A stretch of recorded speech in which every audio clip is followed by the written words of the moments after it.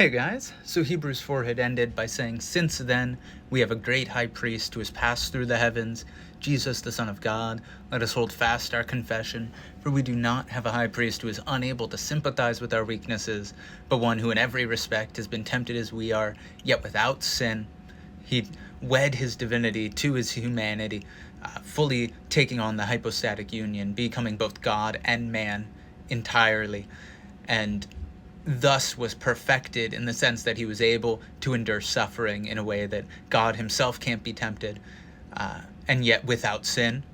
So let us then with confidence draw near to the throne of grace, that we may receive mercy and find grace to help in time of need. And that's the lead into chapter 5, where it says, "For every high priest chosen from among men is appointed to act on behalf of men in relation to God, to offer gifts and sacrifices for sins." So in the Old Testament, you had the Levitical priesthood, and ultimately at the top of it, you had the high priest who would offer the sacrifice in the Holy of Holies on the day of Yom Kippur, on the Day of Atonement, for the sake of everyone. But like it says, he can deal gently with the ignorant and wayward, since he himself is beset with weakness. Because of this, he is obligated to offer sacrifice for his own sins, just as he does for those of the people. And no one takes this honor for himself, but only when called by God, just as Aaron was. So this is not the case for Christ, but was the set pattern for the Old Testament Levitical priesthood, ultimately with the high priest at the top. The idea being that the person who was the high priest could deal gently because he understood the sins. He himself was a sinful, fallible human being. And so he also had to sacrifice for his own sins on the altar before he could offer a sacrifice for the other people. So he was able to understand the sins of the people that he was trying to atone for. And no one takes the honor for himself, but only when called by God, just as Aaron was. So there was nothing really special about the high priest either, because he was just a regular human being. Whereas Jesus takes it another step further, as the only high priest ever to be without sin. And so also Christ did not exalt himself to be made a high priest, but was appointed by him who said to him, "You are my son, today I've begotten you." So ultimately he was sent forth by the Father. And as he also says in another place, "You are a priest forever after the order of Melchizedek." And in the days of his flesh, Jesus offered up prayers and supplications with loud cries and tears to him who was able to save him from death, and he was heard because of his reverence. So in the days of his flesh, he offered up prayers and supplications, setting forth an example for us, showing us that we should be in constant communion with God our Father as the ultimate high priestly example. And he even had loud cries and tears. Jesus had emotions. Jesus had very real human experiences, and he cried out to him who was able to save him from death, the Father, who it specifically says the Father raised him from the dead, but also the Son of Man. No one had authority to put down his life or raise it up again except him. So in some sense, they both were involved in the resurrection. Trinitarian mystery there, but we have both of them attested to in the scriptures. But he was able to be saved by the Father, and he was heard because of his reverence, because of his fear of God, because of his submission to God ultimately. Although he was a son, although he was literally the Son of God, though he was God himself as the second person in the Trinity, he learned obedience through what he suffered. Ultimately, God never really had to be obedient because he himself is perfect. He is the lawgiver. So what does he need to be obedient to? It's just his nature. Whereas Jesus Christ, having taken on humanity, by being tempted, he was able to learn obedience.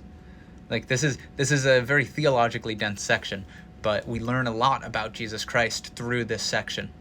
Because he was a son, he learned obedience, or rather, although he was a son, although he was literally God, he learned obedience through what he suffered, being able to understand temptations and empathize with us. Obviously, God's omniscient. He knows everything, but at the same time, he was able to take on that physical empathy of saying, I have gone through these things. And like it says in Hebrews 4, we have a high priest who is tempted in all ways, yet without sin, being able to empathize with us. So we can have solidarity with him, understanding, hey, He knows what I've gone through. He was tempted. I can't just look at God and be like, you have it easy, you're perfect, Which, by the way, disrespectful way to speak of our Creator. But the reality is he actually suffered. He actually was tempted, yet without sin. He knows what it's like to struggle and struggle, to be betrayed, to be hurt, to have to grow in stature and wisdom and knowledge, at least in his humanity. And so he learned obedience through what he suffered. And being made perfect, having this fuller range of experience, having this human experience, he became the source of eternal salvation to all who obey him. And notice it doesn't just say all who believe, which is very consistently the message we have. There's this sense of the inclusion of obeying in our belief. To all who obey him, to all who live according to the faith in him, being designated by God a high priest after the order of Melchizedek, a second mention of Melchizedek. And what does that mean? About this we have much to say, and it's hard to explain. Since you have become dull of hearing. Now this is something very important because he is going to get into the order of Melchizedek shortly after. Like he says, about this we have much to say and it's hard to explain, but they do bring it up again in Hebrews 7, so we'll delve into it more fully there. But the issue is they should already know about these things. They should already know a lot of this, but what he's going to have to take the next chapter to expand on, and even the end of this chapter, is the more basic things. Because like he says, you have become dull of hearing. The Hebrews that are being written to are in a situation where they're not biblically literate, let's say, a problem that we have today.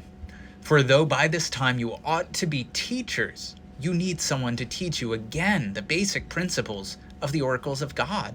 You need to retread the same topics over and over again. Oh, you're saved by faith. Oh, you're saved by faith.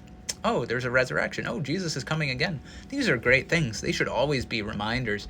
But these are basic principles. You need milk, not solid food. For everyone who lives on milk is unskilled in the word of righteousness, since he is a child. But solid food is for the mature, for those who have their powers of discernment, trained by constant practice to distinguish good from evil.